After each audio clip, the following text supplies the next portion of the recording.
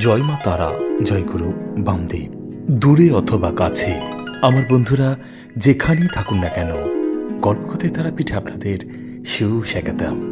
মহাপীঠ তারাপীঠ সাধকদের জন্য সিদ্ধি বা অলৌকিক ক্ষমতা অর্জনের স্থান।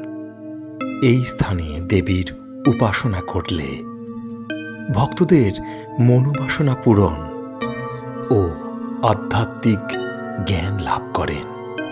স্থানীয় কিংবদন্তি অনুসারে বশিষ্ঠমণি এখানে দেবী তারা মায়ের তপস্যা করেছিলেন এবং তার কৃপায় সিদ্ধিলাভও করেন।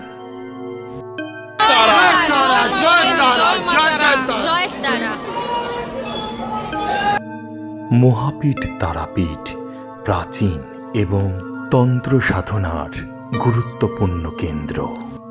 তো বন্ধুরা, আজ এই পর্যন্ত।